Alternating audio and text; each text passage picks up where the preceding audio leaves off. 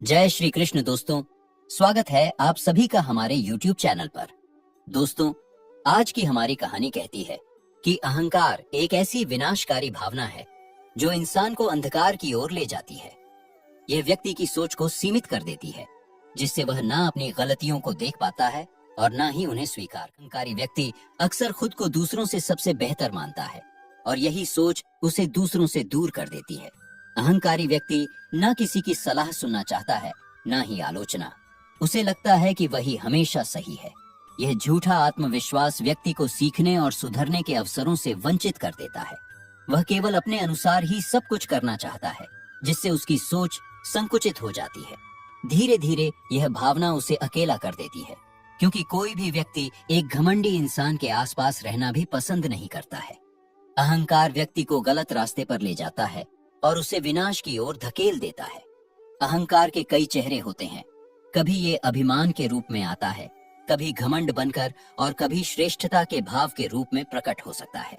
लेकिन इसका परिणाम हमेशा एक जैसा ही होता है, और वो है विनाश। ये जीवन में कई समस्याएं पैदा करता है। वह इंसान के रिश्तों को बिगाड़ता है और उसे सफल होने से रोकता है। अहंकारी व्यक्ति अक्सर दूसरों को पीड़ा देता है और वह खुद भी दुखी रहता है। तो चलिए दोस्तों, आज की इस कहानी के माध्यम से हम समझने का प्रयास करते हैं कि अपने अहंकार को नियंत्रित करने के लिए हम क्या कर सकते हैं और इसका समाधान क्या है। दोस्तों, अगर आपको यह वीडियो अच्छी लगे तो वीडियो को लाइक और चैनल को सब्सक्राइब करना ना भूलें। कमेंट बॉक्स में लिखिए जय श्री राधे कृष्ण। तो चलिए दोस्तों, कहानी को शुरू करते हैं। दोस्तों, बहुत समय पहले की बात है। एक छोटा सा राज्य था जिसका नाम सुदर्शनपुर था। उस राज्य में धर्मदास नाम का एक समृद्ध व्यापारी रहता था। वह बहुत अमीर था। उसके पास किसी चीज की कोई कमी नहीं थी। उसके पास वह सारी सुख सुविधाएं थीं जो वह चाहता था। धर्मदास का एक बेटा था जिसका नाम रविंद्र था।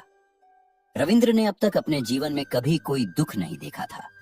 जो भी वह चाहता था उसके पिता उसे सब कुछ ला कर दे देते थे, जिसके कारण उसने अपने जीवन में अब तक किसी प्रकार के दुख या कष्ट का अनुभव नहीं किया था।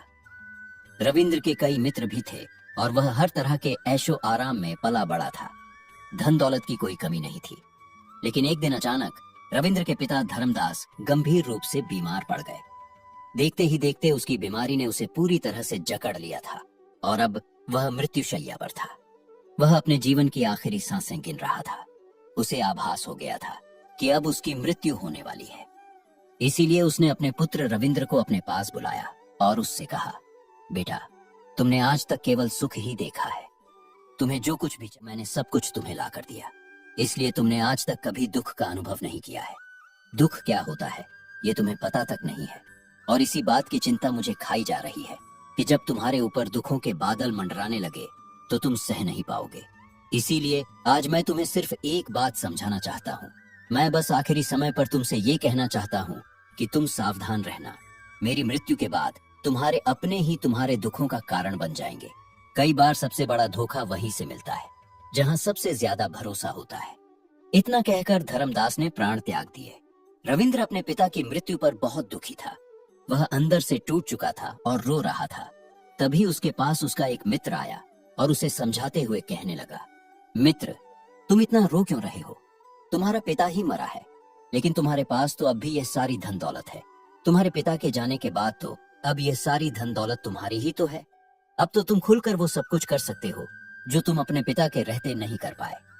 अपने मित्र की यह बात सुनकर रविंद्र बहुत ही खुश हुआ। उसे भी यह एहसास हो चुका था कि उसके पास इतनी संपत्ति, धन और साधन है कि वह अपने जीवन को पूरी तरह से आनंद पूर्वक जी सकता है। लेकिन इसी धन संपदा के कारण वह अब बुरी आदतों का शिकार भी हो चुका था। उसे हर प्रकार का नशा करने की आदत लग चुकी थी। जहां उसका मन करता वह वहां चला जाता। जब भी उसका मन करता वह किसी को भी अपने घर बुला लेता। फिर चाहे दिन हो या रात, जो भी उसका मन करता वो खरीद लेता, क्योंकि उसके पास धन दौलत की कोई कमी नहीं थी और उसके पिता का पूरा कारोबार भी उसी के हाथों में था। उसे लगने लगा कि वह अब पूरी तरह आजाद है। कोई भी उसे रोकने वाला नहीं है और वह अपने मन की हर इच्छा पूरी कर सकता है। दोस्तों, एक दिन रविंद्र के मन में विचार आया कि पिता ने मुझे बेवजह ही डरा दिया कि लोग मेरा फायदा उठाएंगे, मेरे दुश्मन बन जाएंगे, मेरे दुखों का कारण बन जाएंगे। लेकिन देखो, अब तो मैं और भी मजे से जी रहा हूँ। अब तो मेरा जीवन और भी बेहतर हो गया है।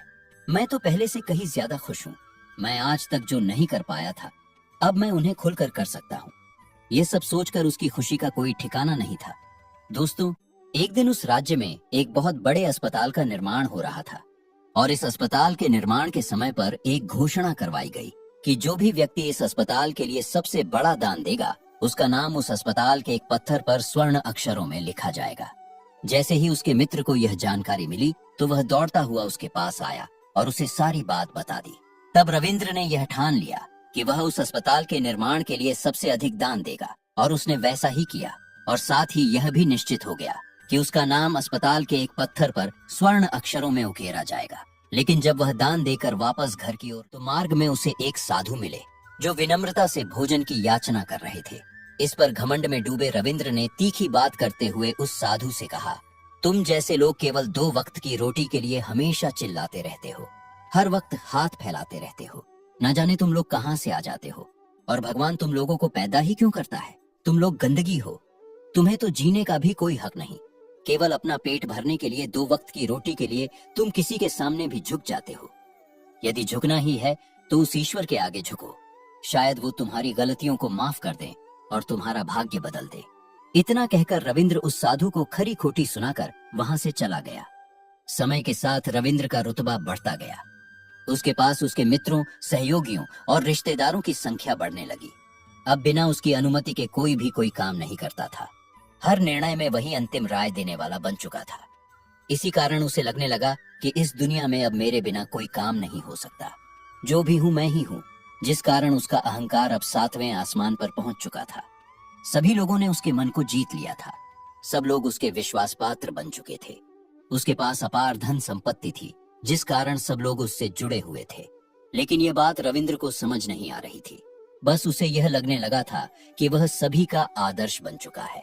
सभी लोग विश्वास के नाम पर अब उससे उधार लेने लगे थे और वह भी खुशी खुशी लोगों को धन उधार में दे दिया करता। जो कोई उससे धन उधार लेने आता, वह जितना धन मांगता वह उससे ज्यादा ही उन्हें दिया करता, क्योंकि वह सभी की नजरों में अपने आप को साबित करना चाहता था, अपने आप को महान दिखाना चाहता था। लेकिन धीरे धीरे उसकी बुरी आदतें अब उसके जीवन पर भारी पड़ने लगी थी। उसकी लापरवाही और मौज मस्ती ने उसके व्यापार की नींव हिला दी थी। उसका व्यापार चौपट होने लगा था। देखते ही देखते एक दिन उसे व्यापार में बहुत बड़ा घाटा हुआ। उसका पूरा व्यापार कर्ज में डूब गया। अब वह बहुत परेशान हो चुका था, बहुत चिंतित हो चुका था। कुछ समय पहले तक जिसकी गिनती अमीरों में होती थी, आज उसके पास कुछ भी नहीं बचा था। उसे ये समझ नहीं आ रहा था कि आखिर ऐसा क्या हो गया। मेरे पास तो बेहिसाब दौलत थी, अब मैं इस हाल में कैसे आ गया। मेरे पास तो कुछ समय पहले अपार धन था और आज मेरे ऊपर बहुत बड़ा कर्जा है। ये सारा कर्ज मैं कैसे चुकाऊं। तभी उसे याद आया कि उसने पहले अपने बहुत से मित्रों, सहयोगियों और रिश्तेदारों को धन दिया था। अब उसने उन सभी से अपना धन वापस मांगना शुरू किया, लेकिन किसी ने भी उसका लिया हुआ धन उसे वापस नहीं दिया, बल्कि लोगों ने उसे दुत्कार कर वहां से भगा दिया। वो एक एक करके सभी के पास गया, लेकिन किसी ने भी उसकी कोई मदद नहीं की। देखते ही देखते वह सब कुछ हार बैठा। उसका सब कुछ बीत के पास कुछ नहीं था। वह सड़क पर आ चुका था। तभी वह यह सोचने लगा कि अपने सुख के दिनों में मैं यह नहीं जान पाया कि मैं अपने शत्रुओं से घिरा हुआ हूँ। मेरे पिताजी ने मुझे पहले ही चेताया था कि मेरे अपने ही एक दिन मेरे दुखों का कारण बनेंगे। पिताजी, आपका धन्यवाद, लेकिन मैं आपकी बातों को समझ नहीं पाया और आज देखिए क्या क्या हो गया। वह सारा दिन इधर उधर भटकता रहा और सोचता रहा कि अब आगे क्या होगा। मैं क्या खाऊंगा, कहाँ रहूंगा और कैसे सोऊंगा। उसे अपने पिता की याद सता रही थी। वह उन्हें याद करके रो रहा था। उसकी आंखों से आंसू बह रहे थे, लेकिन अब बहुत देर हो चुकी थी और अब धीरे धीरे उसे भूख भी लग रही थी। तभी उसने सोचा, क्यों ना मैं उसी अस्पताल जाऊं जहां पर पत्थर पर मेरा नाम स्वर्ण अक्षरों में लिखा गया है। जिस अस्पताल को बनवाने में मैंने सबसे बड़ा दान दिया है, वहां पर जाकर मैं कुछ मदद मांगता हूँ। वह लड़खड़ाते कदमों से अस्पताल की ओर चला। वहां पहुंचकर उसने अस्पताल के मालिक से कहा, भाई साहब, क्या आपने मुझे पहचाना?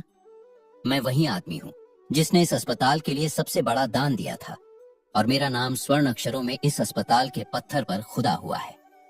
हालांकि आज मेरी हालत कुछ खराब है और मेरे पास खाने के लिए भी कुछ नहीं है। क्या आप मुझे थोड़ा सा भोजन दे सकते हैं? मैं 2 दिनों से भूखा हूँ। मुझे बहुत जोरों की भूख लगी है। मेरे अपनों ने ही मुझे धोखा दिया है। क्या आप मेरी कुछ मदद कर सकते हैं? मुझे थोड़ा भोजन दे सकते हैं? तभी अस्पताल के मालिक ने रविंद्र को ऊपर से नीचे तक देखा और कड़कते हुए कहा, भिक्षुओं और भिखारियों के लिए भोजन अस्पताल के बाहर दिया जाता है। अस्पताल के भीतर मत जाओ और जाकर बाहर बैठ जाओ। और जहाँ तक तुम्हारे नाम की बात है, तो इस अस्पताल की पत्थरों पर भिखारियों के नाम स्वर्ण अक्षरों में नहीं खुदे जाते। तब अस्पताल के मालिक ने तुरंत ही रविंद्र का उस पत्थर पर से मिटा दिया और फिर एक बार घोषणा करवा दी कि अब अस्पताल को जो सबसे बड़ा दान देगा, उसका नाम इस अस्पताल के पत्थर पर स्वर्ण अक्षरों में लिखा जाएगा। ये सब सुनकर और देखकर रविंद्र अंदर तक हिल गया। उसका चेहरा सून पड़ गया। वह मन ही मन रो रहा था और सोच रहा था, कितनी कठोर है ये दुनिया और कितनी नाजुक है ये जिंदगी। जिस नाम को एक समय सम्मान मिला, वो आज मिटा दिया गया। अब मैंने जान लिया कि पत्थर पर लिखा हुआ नाम भी मिटाया जा सकता है। और यदि पत्थर पर लिखा हुआ नाम मिटाया जा सकता है, तो इस जीवन का क्या मोल? यह जीवन भी कभी भी समाप्त हो सकता है। दोस्तों, रविंद्र को बहुत ही जोरों की भूख लगी थी। थक हार कर वह अस्पताल के बाहर जाकर एक कोने में बैठ गया। लोग आते रहे और भिखारी को कुछ ना कुछ दान देते रहे, लेकिन रविंद्र, उसकी हिम्मत ही नहीं हो रही थी कि वह भीख मांग सके, और ना ही वह उन भिखारियों में बैठना चाहता था। देखते ही देखते दोपहर से रात का समय हो चुका था, लेकिन अब तक उसे कुछ भी नहीं मिला था। लेकिन उसकी भूख बढ़ती चली जा रही थी और उसे जोरों की भूख लगी थी। पहली बार उसने अपनी भूख को जाना था, अपने पेट की इस आग के बारे में जाना था, और इस भूख के कारण वह इतना परेशान हो चुका था कि आखिर उसने तय किया कि वह अस्पताल से ही कुछ चुरा लेगा और उसे खाकर अपना पेट भर लेगा। वह जैसे ही उठने ही वाला था, तभी सामने वही साधु आ जाते हैं जिन्हें उसने कभी अपमानित किया था। वे साधु रविंद्र के पास आते हैं और उससे कहते हैं, बेटा, हम पहले भी मिल चुके हैं। वे साधु भिक्षा से वापस लौट रहे थे। उन्होंने अपने थैले से कुछ भोजन निकालकर रविंद्र को देते हुए कहा, बेटा, ये लो, खाना खा लो। तुम्हें जोरों की भूख लगी होगी। मैं तुम्हें जानता हूँ। मैं समझता हूँ कि हालात तुम्हें जबरदस्ती झुकाना चाहते हैं, लेकिन तुम लोगों के सामने झुकना नहीं चाहते। लेकिन अगर तुम लोगों के सामने झुकोगे नहीं, तो तुम्हें भोजन भी प्राप्त नहीं होगा। आज तो मैंने तुम्हें भोजन दे दिया है, जिससे तुम्हारी भूख मिट जाएगी, लेकिन ये भूख रोज लगेगी। यह पेट की आग कभी नहीं मिटती। तब तुम क्या करोगे? साधु से कहता है, हे साधु बाबा, जब मेरे पास ऐश्वर्य था, धन दौलत थी, तब मेरे चारों तरफ मेरे मित्रों, सहयोगियों और रिश्तेदारों की भीड़ लगी रहती थी। हर कोई मुझे अपना मानता था। पर जैसे ही मेरे ऊपर दुखों का साया आया, सब लोग मुंह फेर गए। सब अब मेरे शत्रु बन चुके हैं। लेकिन आप, जिसे मैंने इतना अपमानित किया था, आज वही मेरे संकट की घड़ी में मेरे लिए सहारा बनकर खड़े हैं। आप मेरे इस दुख में मेरे पहले मित्र हो, मेरे पहले रिश्तेदार हो, जिसने मुझ पर करुणा दिखाई है। मैं तो खुद को बहुत बड़ा समझता था, लेकिन देखो, इस वक्त की मार ने मुझे कहां से कहां पहुंचा दिया। आज मुझे समझ आया कि वक्त और भूख किसे क्या बना देते हैं। आज मैं इस बात को अच्छी तरह समझ चुका हूं कि धन से बड़ा कोई मित्र नहीं। इतना कहकर रविंद्र भोजन करने लगा। उसने पहली बार भोजन के सुख का आनंद उठाया। उसके हाथ थरथरा रहे थे। वह जल्दी जल्दी उस भोजन को समाप्त करना चाहता था। उसकी आंखों से आंसू भी बह रहे थे। उसे ऐसा लग रहा था मानो आज से पहले उसने ऐसा लजीज भोजन आज तक ना किया हो। भोजन करते वक्त जो अनुभव उसे प्राप्त हुआ, ऐसा अनुभव उसे आज तक प्राप्त नहीं हुआ था। भोजन पूरा होते ही वह उन साधु बाबा से कहने लगा, हे साधु बाबा, ये कैसा सुख है। आज जब मैं इतने कष्ट में हूँ, तब भी इस भोजन ने मुझे आनंद से भर दिया है। तब वे साधु बाबा मुस्कुरा कर बोले, बेटा, जहाँ संतुष्टि होती है, वही असली आनंद की अनुभूति होती है। लेकिन सावधान, संतुष्टि बेहद खतरनाक भी होती है। जब संतुष्टि हमारी आवश्यकताओं, हमारी इच्छाओं से ऊपर उठ जाती है, तब वही संतुष्टि हमें दुख की ओर ले जाती है। आज तुम जो रूखा सूखा भोजन कर रहे हो, ऐसा भोजन यदि तुम्हें पहले प्राप्त होता, तो इसे तुम छूते तक नहीं। लेकिन आज इसी भोजन को करके तुम्हें संतुष्टि मिल रही है। लेकिन जब तुम्हारे पास अपार धन संपत्ति थी, तब तुमने इससे कहीं बेहतर व्यंजन खाए होंगे, लेकिन तब भी तुम्हें वह संतुष्टि, वह आत्मिक सुख नहीं मिला होगा जो आज इस साधारण भोजन ने तुम्हें दिया है। लेकिन सावधान, अगर ऐसा ही भोजन तुम्हें रोज मिलता रहे, तो तुम और भी अच्छे स्वादिष्ट भोजन की कामना करने लगोगे, और इसी कामना की संतुष्टि के लिए तुम्हारे मन में दुख पैदा होगा। और जब तुम अपने मन की इस कामना की संतुष्टि कर दोगे, तो तुम्हें सुख भी प्राप्त। लेकिन यह सुख आएगा और चला जाएगा। और जब तुम्हारे जीवन में इसी प्रकार के भोजन हमेशा आते रहेंगे और जाते रहेंगे, तो तुम किसी और कामना, किसी और इच्छा की ओर आगे बढ़ने लगोगे। तुम किसी और इच्छा की संतुष्टि करना चाहोगे, और जब वह कामना पूरी नहीं होगी, जब तुम्हें संतुष्टि नहीं मिलेगी, तो तुम्हें दुख होगा, तकलीफ होगी, पीड़ा देगा, और यह श्रृंखला ऐसे ही आगे बढ़ती चली जाएगी। तुम जितना सुख की ओर दौड़ोगे, दुख उतना ही तुम्हारे पीछे दौड़ेगा। तुम सुख को पकड़ना चाहोगे तो दुख तुम्हें पकड़ना चाहेगा। बस इसी प्रकार यह प्रक्रिया यूं ही निरंतर चलती रहेगी। तभी साधु बाबा ने अपने झोले में से एक सोने की थैली निकालकर रविंद्र के हाथों में रख दी। तभी रविंद्र उस साधु बाबा से कहता है, हे साधु बाबा, यह तो सोने की थैली है, आपके पास इतना धन कहां से आया? आप तो एक बैरागी है। तभी वे साधु बाबा रविंद्र से कहते हैं, बेटा, यह धन तुम्हारा ही है। उस दिन जब तुम मुझे कठोर शब्द कहकर आगे बढ़ रहे थे, तभी तुम्हारी जेब से यह थैली गिर गई थी। मैंने उसे उठा लिया, यह सोचकर कि अगर किस्मत ने चाहा तो तुम कभी मुझसे फिर मिलोगे और तब मैं तुम्हें यह लौटा दूंगा। लेकिन उस दिन के बाद से आज तुम मुझे मिले हो, इसलिए मैं तुम्हें तुम्हारी यह अमानत लौटा रहा हूं। ले लो, यह तुम्हारा ही है। इस पर रविंद्र उन साधु बाबा से कहता है, बाबा, इसी धन के लिए तो मुझे अपनों ने धोखा दे दिया।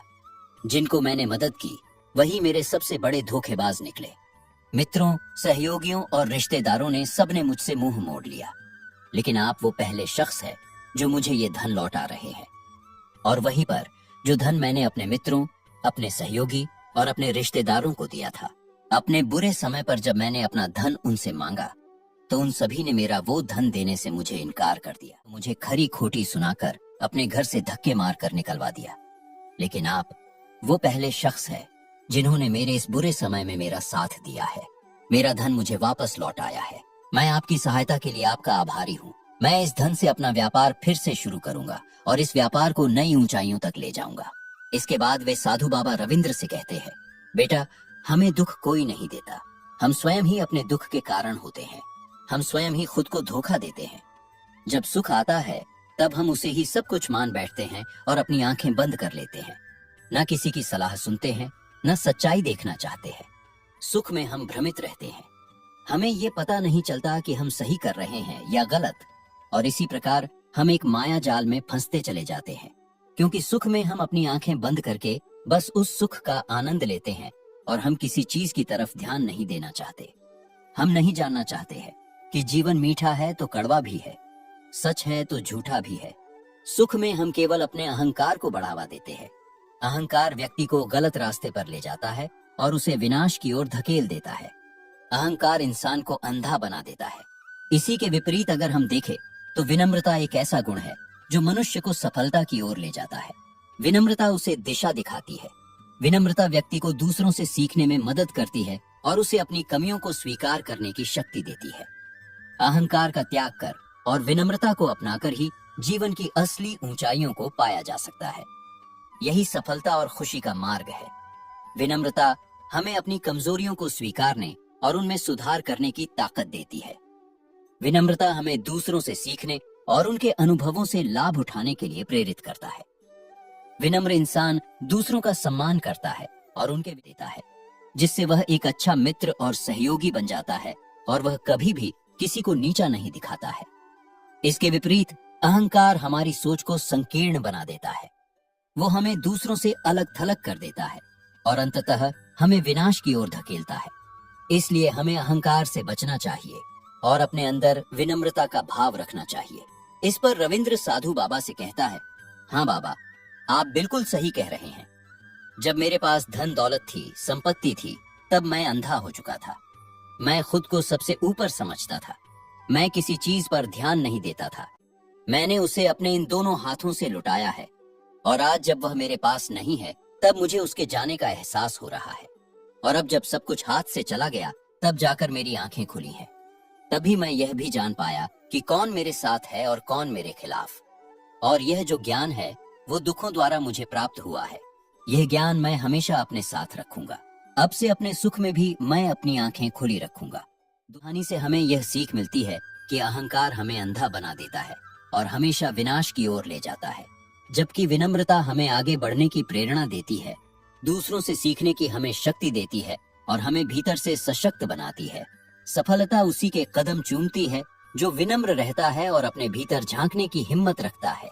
इसलिए हमें हमेशा विनम्र रहना चाहिए और दूसरों से सीखने के लिए तैयार रहना चाहिए। दोस्तों, अगर आपको आज की ये कहानी कुछ सिखा गई हो तो इस वीडियो को लाइक जरूर करें और इसे अपने दोस्तों के साथ भी शेयर करें। कमेंट बॉक्स में लिखिए जय श्री राधे कृष्ण। तो मिलते हैं अगले वीडियो में, तब तक के लिए आप अपना ख्याल रखिए। धन्यवाद।